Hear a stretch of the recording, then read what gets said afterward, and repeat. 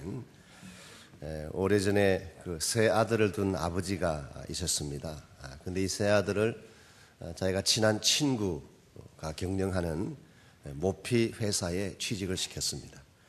그런데 하루는 이 아버지가 그 회사를 방문을 하고 친구에게 이렇게 질문을 합니다. 여보게, 내 아들이 자네 회사에서 일하게 된 것이 참 감사하긴 한데 한 가지 질문이 있다. 왜 한 아이에게는 월급을 200불을 주고 또 다른 하나에게는 300불을 주고 또 다른 하나에게는 500불을 주는가?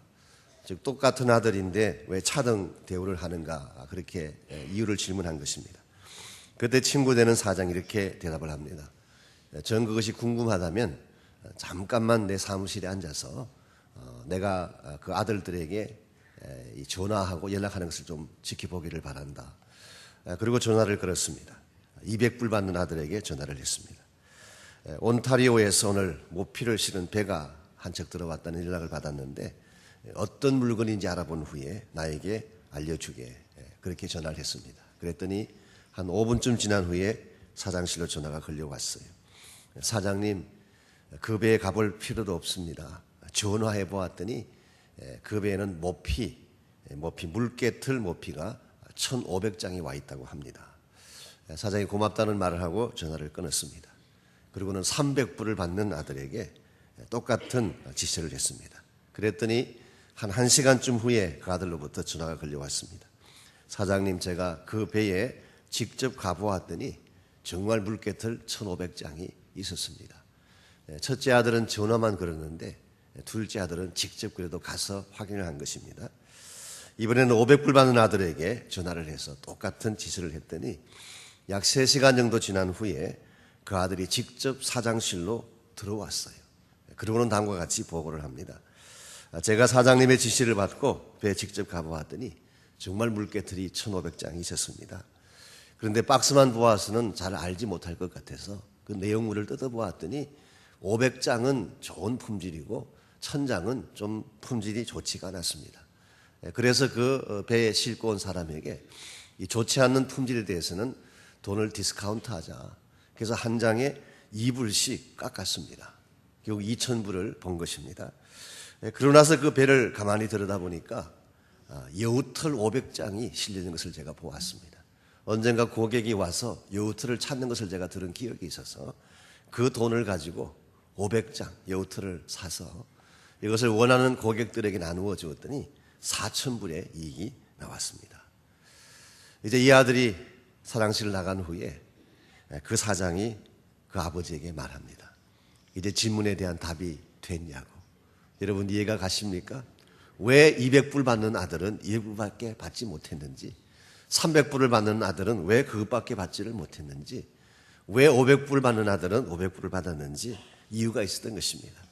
여러분 가만히 앉아서 말로만 일하는 사람, 이러한 사람이 인정받을 수가 없습니다. 직접 가서 발로 뛰고 정말 그 회사를 위해서라면은 시키는 것보다도 더 앞장서서 최선을 다하는 일꾼에게 사장이 더 많은 대우를 해주는 것이 당연하지 않겠습니까? 하나님께서 여러분과 저를 통해서 일을 하시는 방식도 마찬가지입니다. 하나님 우리에게 분부하시면 율법이 요구하는 데까지만 억지로 따라가는 사람, 이러한 사람의 삶 가운데에 하나님이 어떤 열매를 기대하시겠어요? 그런데 하나님께서 말씀하신 것보다도 더 나아가서 내가 하나님을 사랑하기 때문에 하나님이 기뻐하실 일이 무엇인가 생각을 하고 하나님이 요구하시는 것보다도 더 나아가서 최선을 다하고 전심을 다하는 그런 일꾼이 있다면 하나님께서 가장 기뻐하시고 그 사람을 통해서 더 많은 일들을 행하게 하실 것입니다. 오늘 많은 사람들이 하나님을 만나고 은혜를 받으면 자신을 헌신한다, 그렇게 고백을 합니다. 그런데 보편적으로 우리가 하는 이 헌신이 너무 막연하고 추상적일 때가 많습니다. 하나님을 위해서 나의 전 삶을 바치겠습니다. 이렇게 고백을 할 때 실제로 그 말이 의미하는 바가 무엇일까요? 사실은 별 의미가 없을 때가 많습니다. 흔히 우리가 친구 만나서 야, 우리 언제 한번 식사하자. 그 말의 뜻이 무엇일까요? 별 의미가 없어요. 그냥 친구 만나서 한마디 한 것뿐입니다.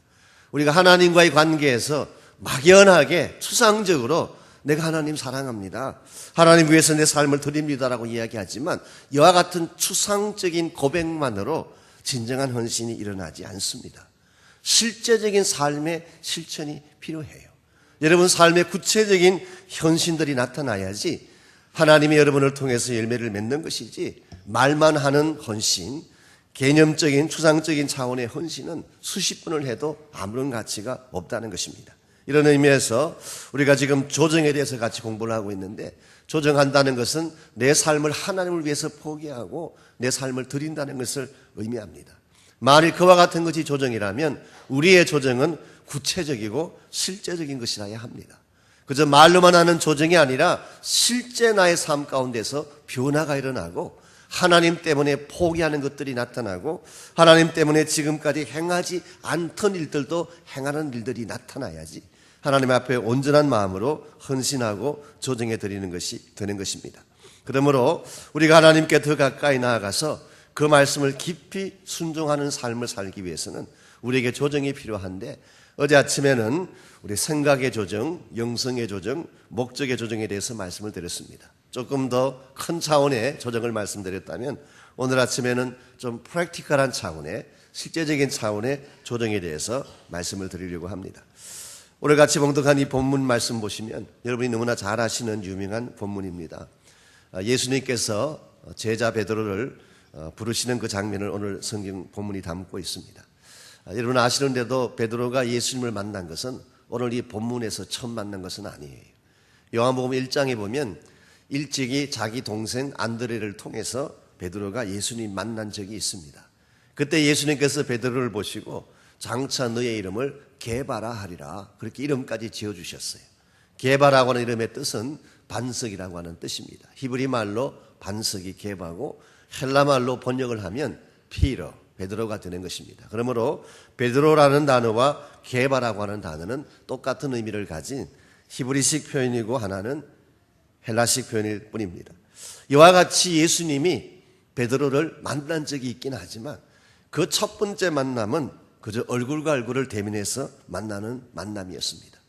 가슴을 대면해서 만나는 만남이라기보다는 그저 얼굴만 뵙는 그런 차원의 만남, 지적인 차원에서 잠깐 아는 정도의 만남, 이것이 바로 베드로가 주님 만났던 첫 만남의 케이스라고 할 수가 있습니다.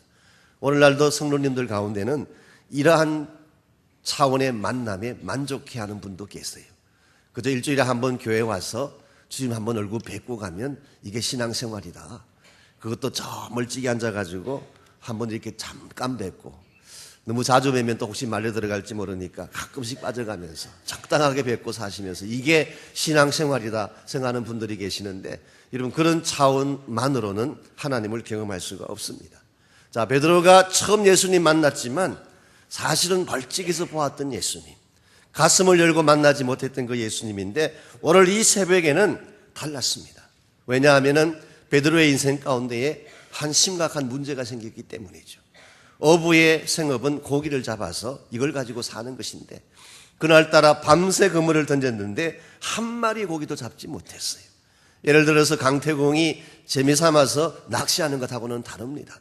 이 고기를 잡아야만 가족을 먹여 살릴 수가 있고 자기 삶을 살아갈 수가 있는 이 어부의 삶이 직업인데 한마디도 잡지 못한 가운데서 새벽이 찾아온 것입니다. 그러므로 지금 이 베드로의 마음은 굉장한 좌절감과 비참한 마음을 가지고 있는 상태예요. 그때 예수님께서 이 베드로의 배 위에 올라가셔서 말씀하십니다. 그리고 분부하시기를 깊은 데로 가서 다시 한번 그물을 던져보아라. 그때 베드로가 이 말씀에 순종해서 그물을 던졌더니 16절 17절에 보시면 고기가 너무 많이 잡혀서 그물이 찢어질 정도였습니다. 너무나 많은 고기를 잡았기 때문에 한 배에만 실을 수가 없어서 자기 동료의 배까지 가득 채우는 이런 엄청난 역사가 일어난 것입니다. 그때에 베드로가 예수님 앞에 어떤 반응을 보였습니까? 18절 말씀 보시면 시몬 베드로가 이를 보고 예수의 무릎 앞에 엎드려 가로되 주여 나를 떠나소서 나는 죄인입니다. 여러분 이 대목이 이해가 되십니까? 사실 오늘 이 본문의 말씀을 가만히 읽어보게 되면 맥센스하지 않는 대목들이 몇 군데가 있어요. 예를 들어 첫 번째 밤새 그물을 던졌는데 한 마리도 잡지 않았다는, 이게 여러분 이해가 되십니까? 이게 보통 사건하고 다른 거예요. 아무리 일진이 좋지 않은 날이라고 할지라도, 아무리 어부가 서툴어도 밤새 그물을 던졌으면 몇 마리는 잡히는 것이 상식 아니겠습니까? 그런데 어찌 한 마리도 잡히지 않았겠어요? 그날 밤에 갈릴리 호수에는 모든 고기들이 공동 결의라도 했을까요? 오늘 밤은 나가지 말자. 아마 그런 결의를 해서 한 마리도 안 잡힌 것인지 모르겠습니다만 이건 특이할 사건이에요. 두 번째 특이할 일은 평생을 어부로 살아왔던 자기 분야의 전문가가 목수의 충고를 받고 그물을 던졌다는 게 이게 또 이해가 되지 않습니다. 어부가 어부의 충고를 받았다면 이해가 되죠. 같은 전문 직종이니까 내가 아는 것보다 더 많이 아는 자가 있겠구나라고 우리가 그 어드바이스를 받을 수가 있지만 전혀 다른 직종이에요. 목수로 자랐던 예수님, 베드로는 어부로 성장을 했는데 목수가 어부에게 훈수를 떴는데 그 말을 듣고 그물을 던졌다는 것도 사실은 일반적인 상식으로는 이해가 되지 않습니다. 더구나 이해가 안 되는 것은 지금 엄청난 고기를 잡았습니다. 어부의 최대 꿈은 한 배 가득 고기를 잡는 것입니다. 이게 소위 말하는 어부의 성공이죠. 지금까지 꿈꾸었던 자기의 그 이상이 성취된 순간입니다. 그랬으면 그 잔뜩 잡은 고기를 가지고 돌아가서 잘 먹고 잘 살았더라, 그래야지 오늘 스토리가 맥센스 하는데, 이 베드로가 느닷없이 예수님의 무릎 앞에 꿇고 주님, 나는 죄인입니다, 나를 떠나소서라고 고백을 한 것입니다. 이게 도대체 무슨 현상입니까? 이것은 우리가 보편적인 상식으로서는 설명할 수 없는 사건이에요. 여러분, 우리가 하나님을 만나는 사건이 이런 것입니다. 하나님을 만나는 그 사건은 상식적이지 않습니다. 보편적인 틀을 넘어서는 일들이 많아요. 하나님을 만나는 순간에는 설명할 수 없는 현상들이 일어나는 것입니다. 이걸 여러분께서 아셔야지 하나님 체험이 어떤 것인지를 이해하실 수가 있습니다. 베드로가 지금까지 고기만 잡아왔고 그날 밤도 고기 잡기 위해서 나갔던 사람이지만 이제 예수님께서 행하신 이 행적을 보고 비로소 영적인 눈이 떠진 것입니다. 내가 지금까지 추구했던 한 배 가득 고기를 잡는 것이 중요한 것이 아니라 지금 내 앞에 서신 이분이 하나님의 아들이심을 알게 된 것이죠. 하나님이 자기 앞에 서 있다고 생각을 하니 얼마나 두렵고 떨리겠습니까? 자기의 죄가 생각난 것입니다. 혹시 내가 거룩하시고 완전하신 하나님 앞에 서 있다가 나의 죄악 때문에 죽으면 어떡하나, 그런 두렵고 떨리는 마음으로 주님, 나를 떠나십시오, 나는 죄인입니다 고백한 것입니다. 사실은 이 순간이 진실로 베드로가 예수님을 경험하는 순간이었어요. Encounter with Christ, 그리스도와 직접 대면하고 그리스도를 만나는 순간. 이와 같이 베드로가 그 새벽에 살아계신 하나님의 아들이신 예수 그리스도를 만나는 그 순간 10절에서 예수님께서 말씀하시죠. 세베대의 아들로서 시몬의 동업자인 야고보와 요한도 놀랐습니다. 예수께서 시몬에게 일러 가라사대 무서워 말라, 이제 후로는 내가 사람을 취하리라 하시니. 지금까지 고기를 잡아왔던 베드로에게 고기잡이가 아니라 사람 잡는 어부가 되게 하리라. 이게 바로 예수님께서 베드로에게 말씀하신 하나님 사이즈의 비전이라고 할 수가 있습니다. 베드로는 일평생 갈릴리 호숫가에서 고기잡이로 끝날 뻔했는데 예수님께서 이 베드로를 하나님 나라의 영광된 비전의 현장으로 초청하시고 불러주신 것이죠. 이와 같은 주님의 부르심 앞에 11절에 보시면은 저희가 베드로를 육지에 대고 모든 것을 버려두고 예수를 쫓으리라. 이게 바로 구체적인 조정을 한 것입니다. 자, 예수님께서 불렀습니다. 예수님께서 부르심을 받은 후에도 그들은 계속 어부로 사는 것이 아니라 주님의 부르심을 받는 순간 그들은 지금까지 잡았던 고기와 그물을 다 버려두고, 그리고 maybe 지금 자기 배에 가득 차 있던 물고기까지도 다 내버려 둔 채 예수님을 따라 나선 것이죠. 이것이 바로 제자의 삶을 출발하는 과정이에요. 오늘 우리가 예수님의 제자가 된다, 혹은 주님을 믿는 사람으로 산다라고 이야기할 때에 우리는 이 조정이 필요해요. 제자라는 이름은 가지고 있는데 삶의 조정이 일어나지 않으면 그 제자가 아닙니다. 우리 생각에는 제자 훈련 코र्스를 마치면 제자가 되는 줄 알지만 아니에요. 제자 훈련 코र्스도 마쳐야 되지만 실제로 여러분 삶에 변화가 일어나야 돼요. 옛날과 다른 삶의 조정이 일어나야 돼요. 옛날과 똑같은데 머리만 굵어지는 제자 훈련은 열매가 없습니다. 그러한 제자는 진정한 차원의 제자라고 부를 수가 없죠. 그러므로 우리 오늘 본문의 말씀을 통하여서 참된 제자가 될 경우, 우리가 참으로 하나님의 사람이 되어서 주님의 뜻에 순종하며 살아가려면 우리에게 필요한 실제적인 조정에 어떠한 것들이 있을까? 한 세 가지를 오늘 본문에서 말씀드리려고 합니다. 첫 번째로 환경의 조정이 필요합니다. 여러분이 정말 예수님을 따르는 제자가 되려면 환경을 바꿔야 돼요. 옛날 살던 환경 그대로 고집해서는 주님의 제자의 삶을 살아갈 수가 없습니다.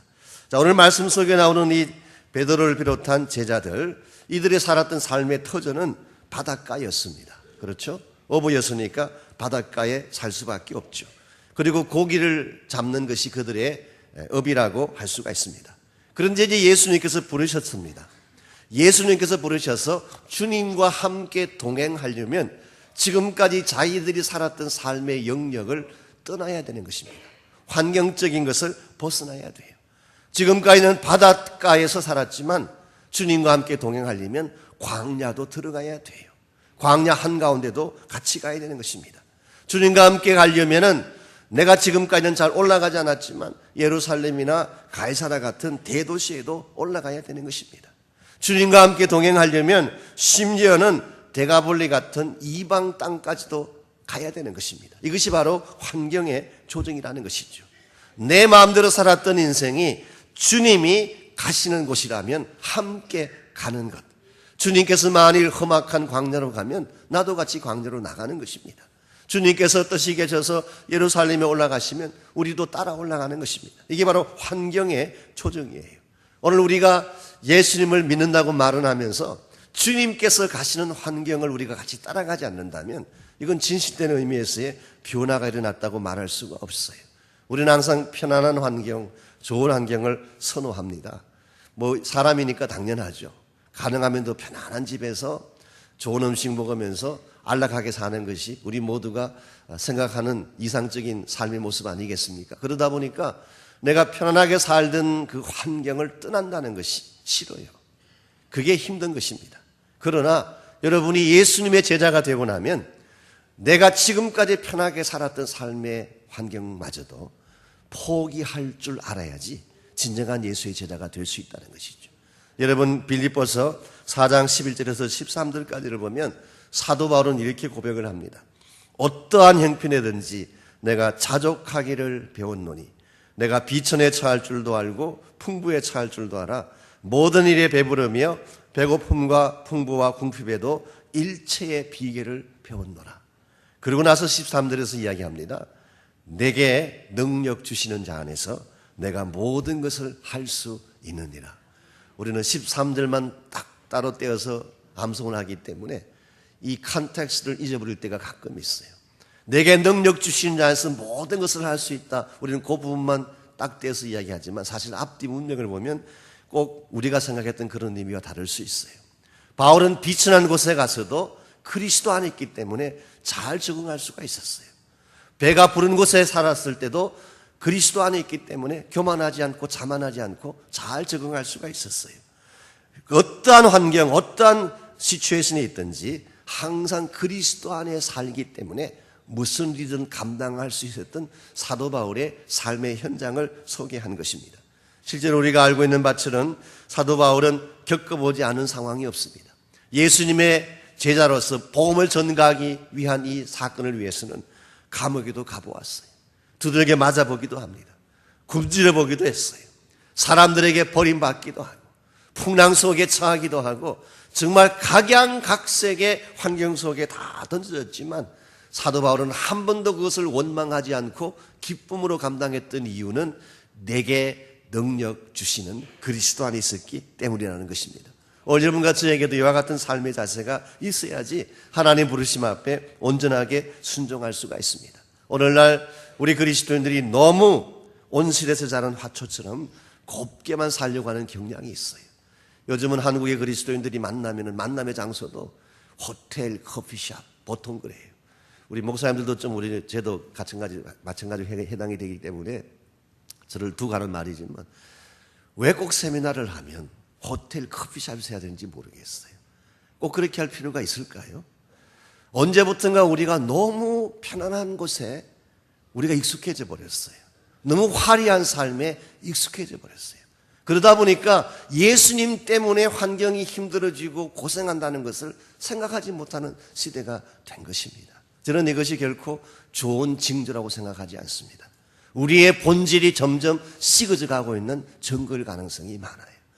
제가 이 교회 온 지 얼마 되지 않았을 때에 아마 90년 중반쯤 될 그때인 것 같습니다. 그때 저희들이 단기 선교를 가면 요즘은 다양하게 많은 곳을 가지만 그 당시는 다양한 곳을 많이 못 가고 주로 멕시코를 많이 갔어요. 저도 티와나를 한 2번 다녀왔고 또 티와나에서 남쪽으로 더 내려가면 샌시몬이라고 하는 도시가 있습니다. 여기서 한 4시간, 5시간 우리가 차를 타고 가는 곳이죠.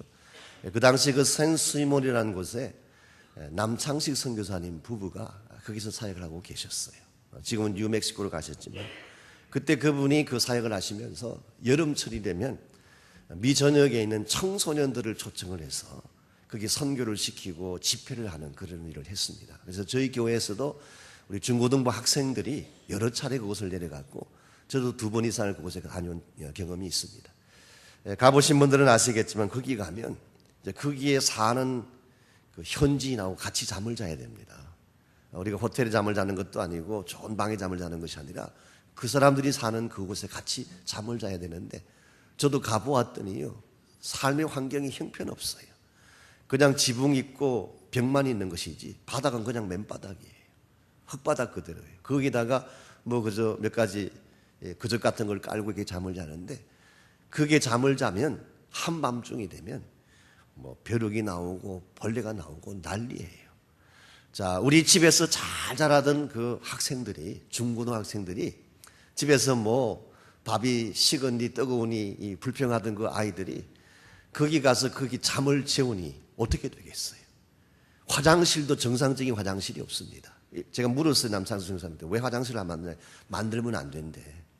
그래서 완전 재래식 남자용 하나 있고 여자용 하나 있는데 그 재래식 그냥 아주 속이 깊은 웅덩이가 하나 있을 뿐이에요.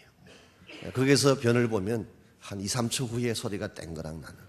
그래서 연속적으로 누지 아니하면 똥물이 튈 수 있는 위험이 있는 왜 그와 같은 그 환경을 만들어 놓았는가 제가 물었더니 그래야지 선교를 배울 수가 있대요. 우리 아이들이 거기를 일주일만 다녀오면 달라진다는 것입니다. 밥이 어떠니 식사가 어떠니 잠자리가 어떠니 이야기하던 아이들이 거기 일주일 다녀오면 그 말이 싹 없어진대요. 너무너무 감사하고 행복해하고 아이들의 정신이 바로 세워져 가고 말이죠. 오늘 우리가 너무 환경적으로 안식하며 잘 사는 데에 익숙해 있다 보니까 이 환경의 조정을 못할 때가 많이 있습니다. 여러분들이 진실로 예수의 제자가 되기를 원한다면 환경을 조정할 줄 알아야 돼요. 2번째로 물질의 조정이 필요합니다. 물질의 조정. 오늘 말씀 11절을 보면 이 사람들은 모든 것을 버려두고 예수를 쫓았다. 그렇게 말씀합니다. 이 모든 것 속에는 그들이 평생 가지고 소중히 여겼던 배도 포함이 되어 있고 그물도 포함이 되어 있고 또 방금 잡았던 고기도 포함이 되어 있을 가능성이 많습니다. 이 사업하는 사람으로 비유를 하자면 자기가 지금까지 일구어 놓았던 사업장이에요. 사업터전이에요. 그리고 지금까지 그가 축적해 놓았던 모든 물질을 다 버려두고 예수를 따른 것입니다. 이게 바로 물질에 대한 조정이라고 부를 수가 있습니다. 사실 우리가 다른 것에 대해서 조정하는 것은 그래도 할 수가 있는데 물질에 관해서 조정하는 것은 참 쉽지가 않습니다. 왜냐하면 우리 모두의 마음속에 물질에 대한 애착들이 있기 때문에 인간관계의 대부분도 사실 여기서 터지는 경우가 많지 않습니까? 물질관계 때문에 의가 갈라지기도 하고 다투기도 하고 그것 때문에 해서는 안 될 일도 많이 하는 경우를 봅니다. 그래서 디모데전서 6장 10절에 보면 돈을 사랑함이 일만하게 뿌리가 되나니 이것을 사모하는 자들이 미혹을 받아 믿음에서 떠나 많은 근심으로 자기를 찔렀도다. 자, 여기서 돈 자체가 잘못됐다고 말하고 있지 않습니다. 돈이라고 하는 것은 뉴트럴한 거예요. 이것은 방법이고 수단일 뿐입니다. 돈은 악한 것도 아니고 선한 것도 아니에요. 그런데 돈을 사랑하게 되면 이것이 일만하게 뿌리가 되는 것입니다. 오늘 우리가 이 물질이라고 하는 것을 하나님의 영광을 위해서 바르게 쓰면 이것은 소중한 도구가 될 수가 있어요. 예컨대 그 물질을 가지고 선교합니다. 그 물질을 가지고 가난한 자들을 먹일 수가 있어요. 그 물질 가지고 건축도 하고 그 물질 가지고 모든 중요한 사역들을 감당해내지 않습니까? 절대로 물질 그 자체를 성경은 죄라고 말하지 않습니다. 그런데 물질을 향한 우리의 마음, 물질을 향한 우리의 의식, 이것이 잘못되어지게 되면 우리 삶이 파괴될 수 있음을 밝히고 있는 것입니다. 오늘 우리 인생이 진실로 그리스도 안에 들어와서 하나님 중심으로 바뀌었다고 하는 것은 물질관이 바뀌는 것을 의미합니다. 이제는 이 물질이 내 것이 아닌 것을 선포해야 돼요. 하나님이 나에게 맡겨주신 것이지 어떤 사람에게는 많이 맡겨주셨어요. 어떤 사람에게는 적게 맡겨줄 수 있습니다. 이걸 가지고 나는 부자다 너는 가난하다 그렇게 말하면 안 돼요. 하나님이 맡겨주신 것이기 때문에 많이 가진 자도 내 것 아니고 적게 가진 자도 내 것 아니에요. 하나님이 맡겨주신 것이기 때문에 우리의 책임은 청지기로서 물질을 신실하게 사용할 책임이 우리에게 있는 것입니다. 이걸 여러분이 바로 이해하셔야지 물질의 노예가 되지 않을 수가 있는 거예요. 오늘 우리가 다른 삶에 대해서는 다 영적으로 잘 생각을 하시면서도 물질에 대한 것만은 자꾸 예외로 생각하려고 하는. 제가 어떤 자료를 봤더니요, 12세기 십자군 그 전쟁 때에 그 십자군으로 나간 그 군인들 가운데 많은 숫자가 용병들이 많았다고 합니다. 즉 돈을 주고 사온 군사들이 많았어요. 그러다 보니까 이 사람들은 크리스찬이 아닌데 돈 때문에 온 사람들입니다. 이러한 사람들이 전쟁터에 나가기 전에 십자군으로 이제 조인을 했으니까 전쟁터에 나가기 전에 반드시 이 침례를 받겠습니다. 베프티즘. 근데 침례를 받을 때 물속에 이제 그들을 잠궈야 되는데 군인들을 그냥 통째로 물속에 잠굽니다. 다른 건 다 물속에 들어가도 한 가지만은 물속에 들어가지 않게 했던 것이 있대요. 그게 칼이랍니다. 십자군이 가지고 다니는 칼은 물에 넣지 않았어요. 자, 그게 무슨 의미일까요? 자, 내 삶의 다른 모든 것은 주님과 함께 장사 지냅니다. 내 삶의 모든 것에 대해서는 주님이 다스릴 수가 있습니다. 그러나 내가 들고 있는 칼은 아닙니다. 내 마음대로 쓰겠습니다. 이 칼 가지고 사람을 죽여야 되니까. 이와 똑같은 형식으로 다른 것은 다 침례받으면서도 지갑만은 침례받지 않는 사람들이 많아요. 이건 내 것이라는 것입니다. 다른 것은 하나님이 다 컨트롤하셔도 이것만은 나의 것입니다라고 하는 의식이 우리에게 있기 때문에 사실은 크리스찬 삶에 진정한 변화가 일어나야 될 때 변화가 일어나지 못하는 거예요. 오늘 여러분과 제가 물질을 다스릴 줄 알아야지 하나님의 사람이 될 수가 있습니다. 우리에게 물질은 필요한 것이고 하나님은 또 필요하면 필요한 만큼 주십니다. 너무 염려하지 마십시오. 하나님이 필요로 한 것을 아신다면 채워주세요. 저는 저희 교회 예산에 대해서도 걱정하지 않는 이유가 이것입니다. 하나님 목적 위해서 바르게 살려고 하면 하나님이 채워주시더라고요. 물질은 하나님이 다스리시는 것입니다. 내가 이 물질 때문에 울고불고 할 것이 아니라 하나님이 나에게 주신 물질은 하나님의 뜻을 위해서 바르게 쓰기만 하면 우리는 주의 영광을 위해서 살 수가 있게 되는 것입니다. 이런 면에서 우리가 정말 예수님을 믿고 그분을 따르는 제자가 되려면 물질에 대한 조정이 필요해요. 마지막 세 번째로 헌신의 조정이 필요합니다. 우리가 얼마나 헌신할 것인가. 우리가 주님을 몰랐을 때는 헌신을 해도 대충 했지만 알아가면 알아갈수록 헌신의 정도가 깊어지고 헌신의 폭도 확장되어져 가야 됩니다. 우리가 5년 전에 주님 알았을 때 헌신한 것하고 10년, 20년 지난 오늘까지도 똑같다면 이건 문제가 있는 것이죠. 우리가 처음 예수 믿을 때야 그저 일주일에 한 번 주일에 와서 예배 드리는 것도 큰 헌신입니다. 그렇지 않아요? 주일마다 내가 교회 온다는 게 큰 헌신 아니겠어요? 그런데 더 주님과 사랑이 깊어지게 되면 새벽에 나옵니다. 새벽 전환에 나와요. 더 깊어지면 수요일 날도 나와요.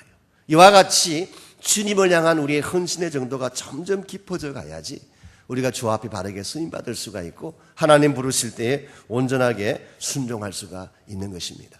우리의 헌신이 처음에는 일주일 단위로 이루어졌지만 또 조금 더 헌신하게 되면 수요일, 금요일 단위로 이루어졌지만 정말 하나님 앞에 여러분의 삶이 깊이 들어가게 되면 매일매일의 삶을 주님과 함께 동행함으로 그분의 뜻을 따라 살아가는 인생으로 변하는 것이죠. 이렇게 될 때에 우리가 온전하게 주님의 뜻을 위해서 쓰임받을 수가 있게 됩니다.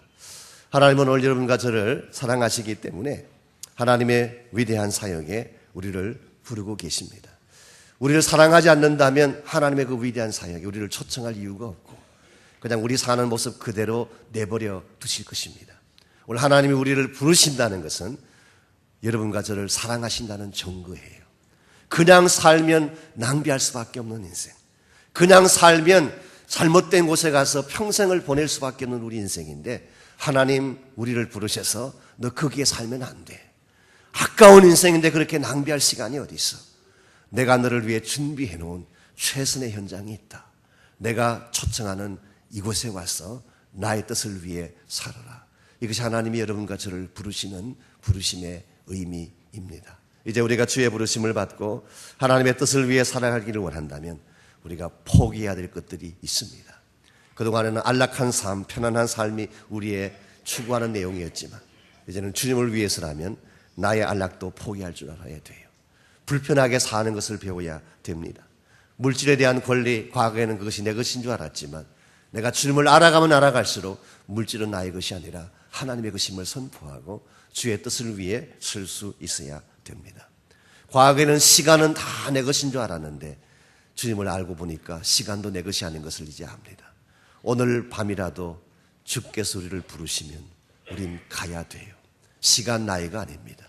젊은 분들 여기 나에게는 많은 시간이 남아있으니까 청춘이 남아있으니까 나는 마음껏 살리라 그러지만 아무도 모릅니다. 시간은 우리의 것 아니에요. 하나님 것이에요. 그러므로 나에게 주어진 시간까지도 주를 위해 철저하게 헌신하고 주의 영광을 위해 드릴 때에 우리 인생의 진실로 바른 인생이 되고 하나님의 뜻을 이룰 수가 있습니다. 이런 면에서 오늘 아침 우리가 한번 정말 나에게는 이 모든 것이 내 것이 아니라 하나님 것임을 선포하면서 우리 주님 앞에 기도하며 나가는 시간이 있기를 바랍니다. 우리 기도할 때에 하나님, 내가 주님을 만났는데 아직도 비우지 못한 나의 삶이 있습니다. 아직도 포기하지 못한 나의 권리들이 너무나 많습니다. 내가 예수님을 나의 로드라고 나의 주라고 고백은 하지만 실제 내 삶의 주인은 제가 주도하는 것이 너무나 많습니다. 하나님, 오늘 이 아침에 주님이 나의 주님 되심을 선포하며 주님의 부르심 앞에 나의 모든 것을 내려놓기를 원합니다. 나를 도와주십시오. 내 환경도 내 시간도 나의 물질도 나에게 주어진 그 어떤 것도 이제는 내 마음대로 서지 아니하고 주의 영광 위에 사용할 수 있도록 내 삶을 축복해달라고 우리 한번 나같이 헌신의 기도 함께 드리겠습니다. 살아계신 아버지 하나님, 감사합니다. 하나님께서 우리를 사랑하셨기에 우리를 불러주시고 하나님의 거룩한 현장까지 나오게 하시고